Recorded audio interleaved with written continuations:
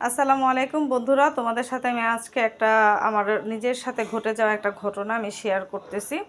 তো দেখো, আজকে আমি ঘুমিয়েছিলাম, ঘুম থেকে সকালে উঠলাম, উঠে দেখি আমার এই উপরের ড্রয়ারটা এরকম খোলা। ঠিক আছে, উপরের ড্রয়ারটা খোলা দেখে আমার হচ্ছে খুব মানে আমি ভয় পেলাম যে কি হয়েছে। তারপরে হচ্ছে দেখলাম যে আমার ড্রয়ারের যে তালাটা আছে, তালাটা হচ্ছে ভাঙা, এবং উপরের ড্রয়ারের যত জামা কাপড় আছে, আমার শাড়ি আছে নতুন নতুন, সব নিয়ে গেছে।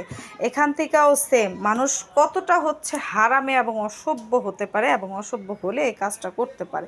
সব ড্রেস আমার, একটা নতুন ড্রেস নেয়, সবগুলো ড্রেস আমার নিয়ে গেছে। দেন আমার এখানে এটার উপরে আমার চাবি ছিল, সে চাবিও নিয়ে গেছে। কিছু টাকা পয়সা ছিল, সেটাও আমার নিয়ে গেছে ড্রয়ারের থেকে।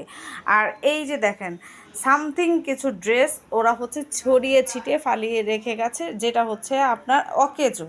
ঠিক আছে, যেমন ধরেন এই যে আমার এই ড্রেসটা, এই যে এই হলুদ ড্রেসটা, এই হলুদ ড্রেসটার সাথে আপনার ওড়না পায়জামা সব নিয়ে গেছে, শুধু ড্রেসটাকে ফালিয়ে রেখে গেছে। ওকে, তারপরে দেখেন এই যে এই সাদা ড্রেসটার সাথে ওড়নার পায়জামা আছে, জামা নেই, জামা নিয়ে গেছে।